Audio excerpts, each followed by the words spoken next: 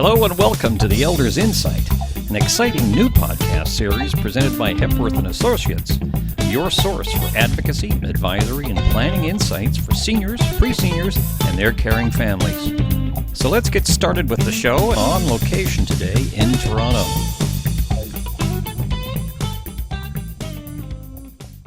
Welcome back to another episode of the Elders Insight, and thank you for joining us once again. My name is Gary Hepworth, and I'm your host for this edition of the Elders Insight, and we are live today from Toronto, Canada, and the sun is shining. Today's episode is entitled Real Estate Considerations for Seniors. And for those of you looking to change your place of residence, or for whatever reason, today we'll provide some helpful insights for you, whether you are the homeowner or a loved one who is in part of the decision-making process. To some, it's been a long-awaited dream to just live in a big house, move to a smaller domain or a different location, or maybe to leverage some of the equity that you've been earning over the years. But for others, the move is less about a dream and more about reality, brought about by other factors. So imagine how you'd feel if after living in your beloved home for decades, you were forced to admit that you could no longer manage it on your own. And to make matters worse, you may not have immediate family or a trusted friend to help you. You really are on your own, and the situation can be quite overwhelming.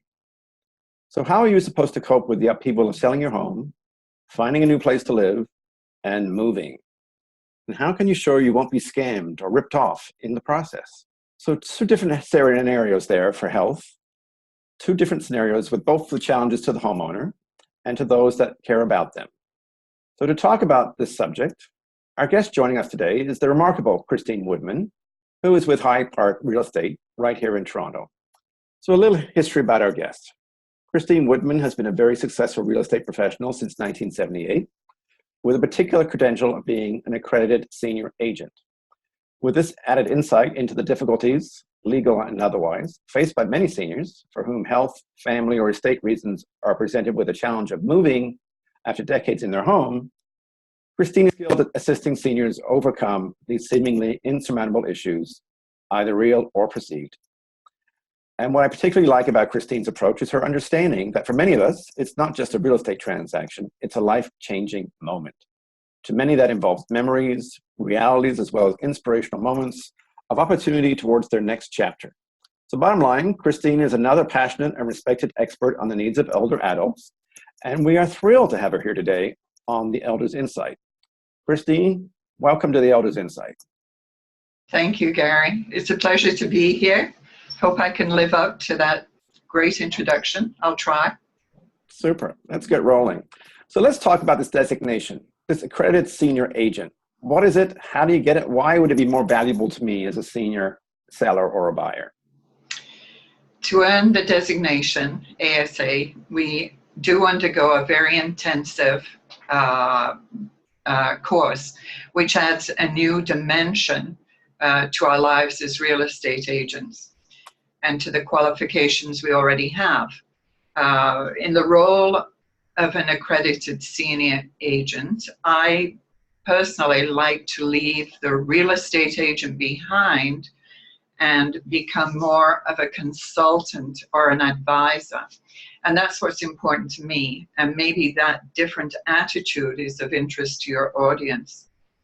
Of course, it doesn't make me anything other than I am, but it just means that I give good advice in what may be a very challenging future.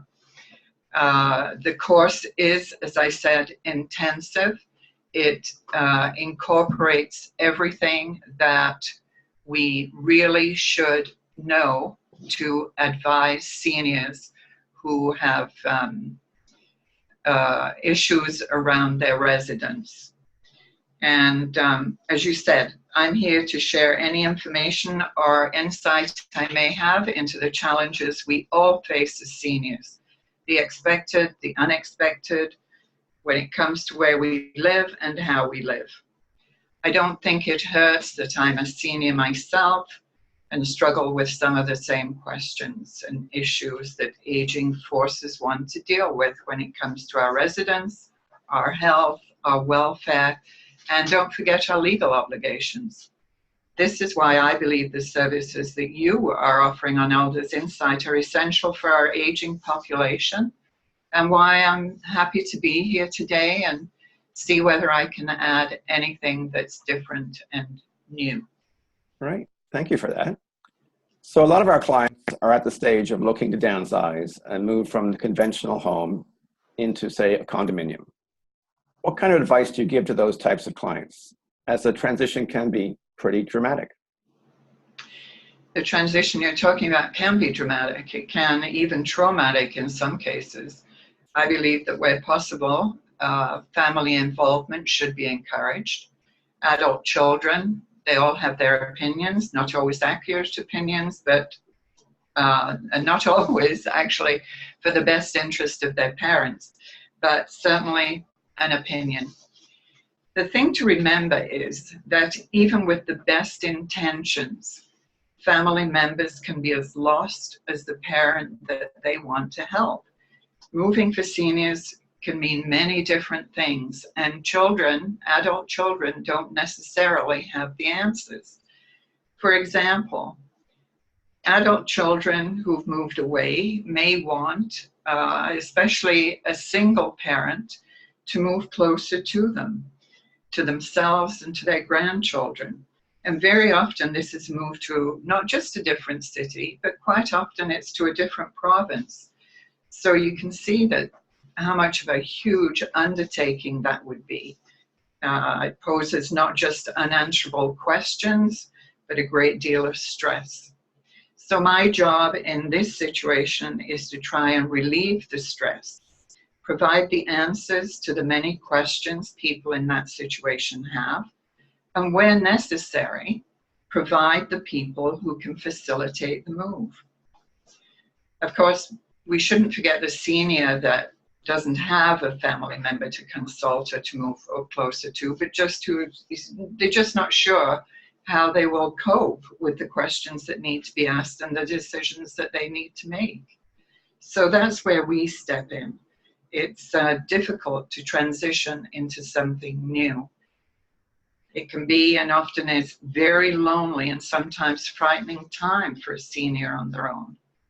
Then there are the many other reasons we may want to downsize. I think you touched on some of them earlier. Every decision is individual. The family home is too big. We can't manage the maintenance. We can't manage the garden like we used to. The property taxes and the costs of upkeep are killing us. There's so many different reasons for seniors to want to transition into something else. The space that a senior may be living in now, whether it's an apartment or a house, whether you own it, rent it, it may not be conducive to that senior's reality, either physically, spiritually, or socially. So where do we go for advice? You come to an ASA agent, an Elders Insight, hopefully. But of course, not every situation needs to be complicated. It can be straightforward, and it depends to a great deal on planning ahead.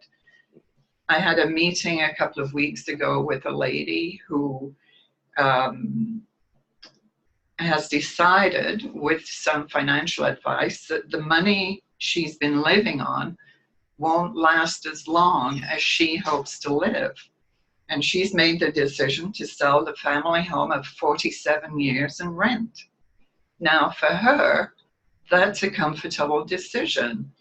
It's a financial decision, and it's also one of affordability. Well, obviously, finance and affordability, they go hand in hand. But this lady has a budget. She knows the kind of building and the location that she would like to be in without going too far from her current home. This is not the time for her to go into a residence per se, but for others, there's a time when a retirement residence makes sense. And it's actually appealing for the social aspects of belonging to a community again. So my advice to anyone is to try and plan ahead as much as possible and to be as pragmatic as possible, but to seek help when you need it. We should not be embarrassed to ask for assistance. Let's face it, there are professionals like yourself, like myself. We're trained to help. And Elders Insight it would be a great place for people to start. Super. Great. So, of course, you use one of my favorite phrases, which is planning ahead, which is what we encourage all our clients to do, and hope everyone would do that. So Yes. thanks for that advice. It's very helpful. I think people would appreciate that. So for those of us who intend to stay in our current homes, they have great memories and familiarity. You know, if you ask the average senior and you ask any of my clients, where do you want to age? They are going to always say, I want to age at my house. I don't want to leave my house. Mm. But we may have issues with mobility. What can you tell us about the kind of modifications required in a home today to install things like bathroom access, ramps, chair lifts, etc.? Are we looking at a long time to install, and what kind of expenses are we looking at? Well, this is not necessarily a good news story. And I'd like your audience to remember that costs vary quite dramatically depending on individual circumstances, different purchasing habits, the different causes and concerns of the disability or illness. So figures that I give you are estimates. I think they vary from province to province, Gary, so don't quote me. Actually, a married couple I know have just gone through this scenario, and what a learning experience for the uninitiated. It's and we're all strangers, you know, to the unexpected when it happens, and it's your worst nightmare in many instances. In this case, it was a stroke, seemingly a healthy male, and there was absolutely no warning that this was going to happen. Unfortunately, in our society, there really aren't any guidelines for assistance. The hospital that your partner is sent to is obviously your first line of contact, but their responsibility is to the health of the patient. They do their best for them, but once the patient is returned home, whether it's from the hospital or from a rehab facility, things can become very difficult. You will be visited by a professional home care, a provincial home care social worker to determine the feasibility of caring for a loved one at home. And you'll find that there's very little financial help. If you have an insurance plan from a previous work position or had a job with a benefits package, it may help you with a percentage of the cost you will incur. Depending on the disability, there's equipment that you will be required to buy. If you access your home via steps, of course, then there could be the necessity of either a ramp or a lift, a porch lift. And the cost for those two items, these will be your most expensive items, but the cost for one or the other would be between $4,000 and $6,000. The choice of either is yours. But if your property is accessed by steps, then there will be issues around mobility and managing. So let me give you a more concrete example. A ramp needs an enormous amount of space. The elevation is 1 foot for every 8 feet. And you can imagine this just takes up way too much real estate. For the couple in question, the couple that have just recently gone through this whole trauma, the ramp would have started in the middle of the street. So That's not good. I think the neighbors may have had something to say about it. But you know, there's really no one to give you this information. So if you go to a lift, $4,000 to $6,000, then it requires a cement base and it requires power for the lift. So this can be an additional expense between $1,200 and $2,000. Now, insurance may cover part of the cost, as I said earlier, a percentage of the cost, but probably not the whole thing. not everything is as complicated as a lift or a ramp. If you're in a house, and most patients, when they're released from a hospital with whatever disability or illness, find themselves restricted to the main floor simply by issues of mobility. If you have a powder room on the main floor of your residence and the patient is able to stand and walk with assistance, your needs could be as simple as a relatively inexpensive raised toilet seat, grab bars, a walker of some type will be required or recommended. And there again, we have two types. Well, we have lots of types, but there's the medical walker, which is very stable and expensive. But then there's the less reliable walkers, which are a little bit, they can be on the flimsy side. So you have to be careful which you choose, but they're far less expensive depending on the client's needs. So the patient comes out of rehab or the hospital. Hopefully you will be given a list of your requirements, suggested items, very little financial assistance. One exception to the financial assistance is a tilt wheelchair, and they cost potentially thousands of dollars. The good news about those is that they're partially paid for by the province, but then with mobility, and if your patient is going to rehab, they're also going to need a collapsible wheelchair, either for personal transportation or for wheel trams. They, of course, are much less expensive, but there's no provincial help. That is totally a personal expense.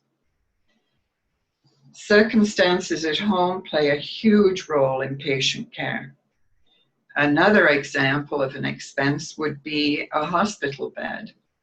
The doctor in charge of the patient will generally prescribe the type of bed depending on the illness, the disability, and whether or not a special type of mattress is required. That kind of expense would probably run you between $1,200 and $3,400. So not inexpensive, Gary. And even, when you think about it, the more minor costs add up very quickly, especially on a fixed income. Medications require dispensing fees. Incontinent patients need personal accessories. But there are good and sometimes possible ways to save. You can buy sometimes what you may need secondhand. I had a very good friend years ago whose son sourced and purchased a used interior chairlift, the ones that go up the side of your staircase, and he was able to save money by doing so. So if you are computerized or you have a family member to do the research, online is a very good option. As well as the respected retailers of medical equipment, we should keep in mind that it may be possible to rent some of the items that you require. But you have to also remember that this then becomes an additional monthly expense. Yes.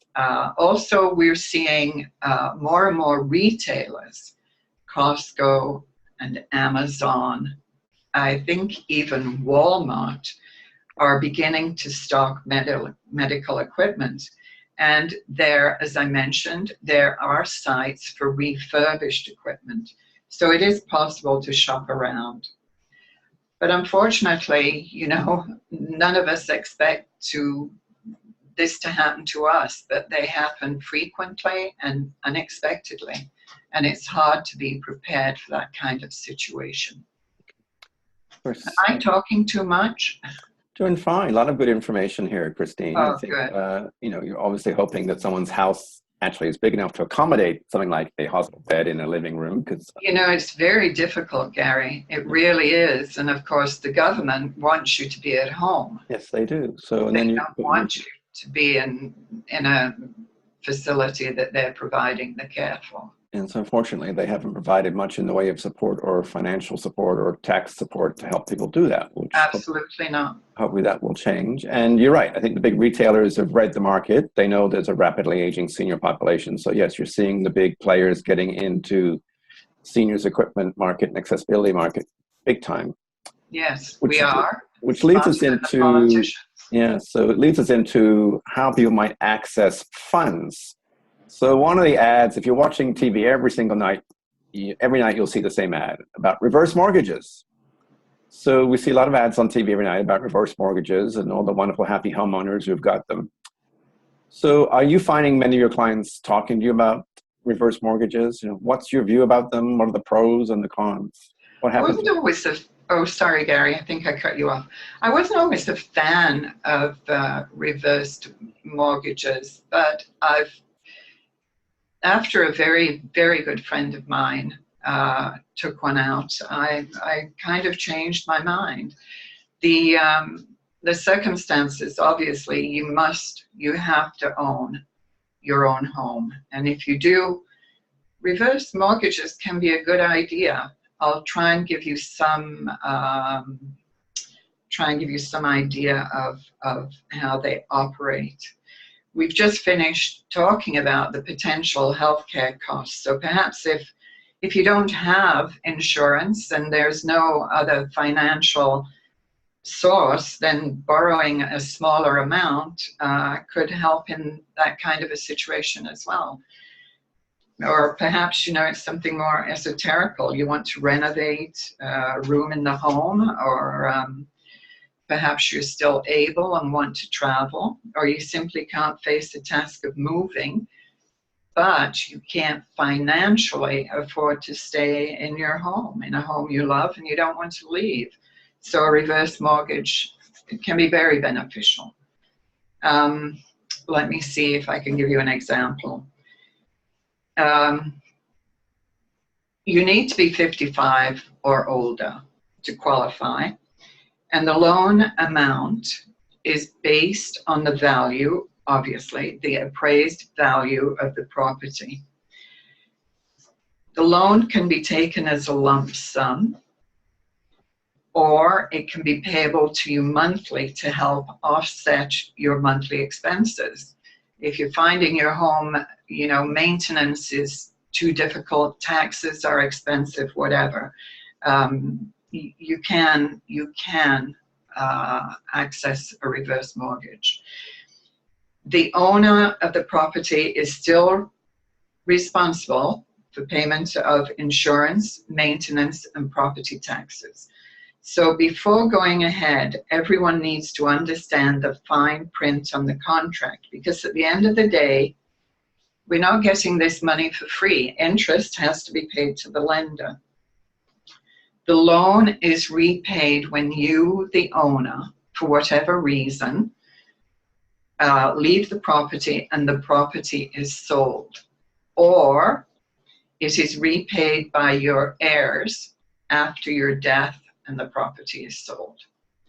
In other words, the amount owing to the lender comes out of the proceeds of the sale of the property whenever that occurs. Let me see, let's just take a very easy example. Prime interest rates now are around 3.95%. On a reverse mortgage, you will pay perhaps a slightly higher interest rate than a conventional mortgage. That's up to the lender. And it could even be up to what you can negotiate. You may be able to borrow up to 50% of the appraised value of the home. Let's keep it low and say that you would like to borrow $100,000 at a rate of 5.99 or 6%. And then after 5 years, you or your heirs will owe the mortgage company, the lender, the $100,000 plus interest of approximately $38,000. So a total of approximately $138,000. Now, if you think about 5 years worth of interest, that's not too bad. $38,000 for 5 years. I think it's pretty good. Interest, you can accumulate the interest as long as you like. You're amortizing your home. Unfortunately, we're basing it on how long we think we're going to live, but it can be amortized 5, 6, 10 years or longer. And I hope I'm right on the calculations, but I'm not a whiz at math. As in any situation, though, Gary, we go to the bank or wherever, we need to understand exactly what we're borrowing and the contract we're signing, and also understand what the borrower and or your heirs will be responsible for paying back to the lender. So take someone with you, have your lawyer read the agreement before you sign it if it makes you more comfortable. And you should be very sure it's what you want to do. After all, it's your money, your equity. You probably worked very hard for what you've achieved. So don't allow yourself to be dissuaded if you think this is something that you would enjoy, having a little extra money every month. Why not use some of that equity to ease the later years of your life, particularly with the value of your home in today's market? An important thing to remember is that if this is not very likely in Toronto anyway, but if the value does go down in the interim, your heirs will still do well in the end, because what it's important to remember here is that a reverse mortgage is known as a non-recourse loan, which means neither you nor your heirs are liable for any amount of the mortgage that exceeds the value of the property, as long as you paid your taxes, maintained the home, and maintained an insurance policy. If they've all been paid, then you're fine. So, as I said, I wasn't always in favor of reverse mortgages, and I'm not promoting the idea. I am saying that it is an option, and it can be a good one, but not without advice, both legal and financial. Okay, so you're saying consider your options, keep a lawyer, and read the fine print. That's good advice. Yeah. So I'm sure in your experience, despite all the good advice that you give to your buyers, sometimes they choose to go in a different direction. Is there any particular type of buyer that kind of keeps you awake at night and you worry about what they're doing? You laugh, all right. Gary, don't we all have sleepless nights? You have an adult son. My children have kept me awake at night, both as teenagers and adults. In business, gosh, I couldn't even begin to count the number of sleepless nights. But there's not one particular issue I can remember that caused them. This could be your hardest question yet. I know over my career I've always been honest, always worked with integrity, and always wanted the very best outcome for the clients that trusted me, whether I was representing them as a seller or a buyer. But sometimes there are those people who don't want to acknowledge what is before them in black and white and is being presented to them by a professional in his or her own field. So I think for me, it's been the feeling of disappointment when sincere advice is ignored, and then the end result is disappointing for the client. You feel as though, I always felt as though if only they'd listened, or could I have presented the facts to them more persuasively, that kind of thing. But dealing with the largest investment most of us will ever make, buying or selling a home, hundreds of thousands of dollars, not infrequently millions of dollars of other people's money, it's an awesome privilege, and it's also a huge responsibility. As a real estate agent, I've always second guessed myself. Did I give good advice? Was I right? Did I present their offer well? Could I have got the house for less? Would the buyer have paid more? Sometimes it can be as silly as whether the sign is placed properly, or the I is dotted and the T is crossed. But then when everything goes perfectly, you've done a great job for your clients, they're happy, you're happy, the adrenaline's pumping, that causes a sleepless night too. So yeah, lots of different reasons, lots of sleepless nights. Good. All right, last question, Christine, because you've done great. You're on a roll here. Oh. So you had a group of us, if you had a group of over 50-year-olds, which probably is most of our listeners, in your class right now, what would you teach them? What do you wish they knew? Well, in spite of my advanced years, I don't think I'm very wise, and I'm pretty sure that your audience know pretty much, if not more than I do. And I hate to lecture, but I think I may be about to do that. I think the first step for all of us is to acknowledge the reality and the challenges of aging. We're blessed to be here. Life is full of ups and downs, but it is good. It's wonderful. And we must take care of our health. We need to exercise when we can, eat well and healthy, and basically take care of ourselves to the best of our ability. We deserve to have the best life we can, but it's not permanent as much as we would like it to be.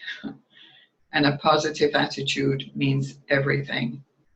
Then the Boy Scout motto comes to mind. Be prepared. Have a plan. Like the lady I met with a couple of weeks ago and mentioned earlier. Her plan is based on finances, future finances, and practicality. Not getting any younger, she's decided the best course of action for her is to sell the house and rent an apartment. Not immediately, but with timely advice from her financial planner and giving herself time to adjust to the idea of moving and making those preparations to move. But that's her plan, her way of controlling her own future. What's your plan? What's my plan? Do you have a plan? Make a plan and take advantage of the professional help that is available. No one's going to judge. And it's a wise person who can ask for assistance before, if and when it's needed. For advice to the younger ones in my class, 55 is still pretty young. And until a Financial Post article a couple of weeks ago, I would have advised them to save your money. But according to the Post, Jason Heath, we are in some instances saving too much. So even if it's our children who inherit what's left of our estate, they will be taxed between 38 and 54%, depending on the province we live in or the territory. Hopefully, though, the younger generation started saving a long time ago because the future is uncertain at any age. We can never be too young or too old to put a financial plan into action, and to do so with professional advice from someone trustworthy with two important traits: honesty and integrity. Then, once our finances are in order and our powers of attorney are in place, our will should reflect our wishes and desires and be in safe hands. Then, what is most important at any age? Whatever gives you pleasure, embrace it. Get as much pleasure out of what's left of life as you're able.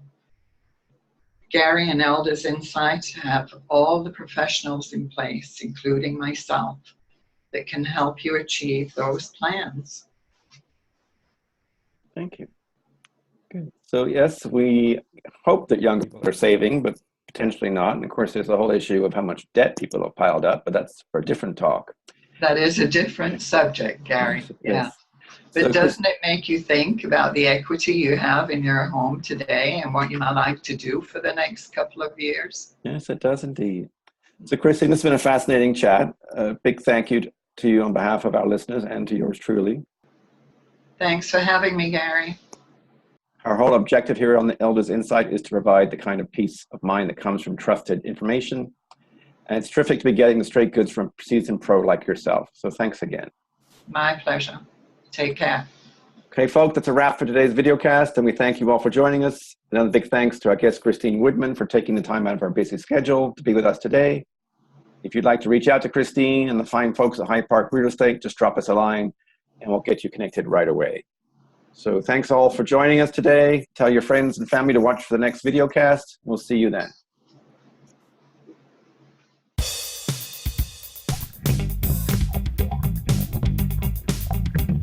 Thanks for joining us today on the Elders Insight. We hope you found this podcast helpful, informative, interesting, and most of all, fun.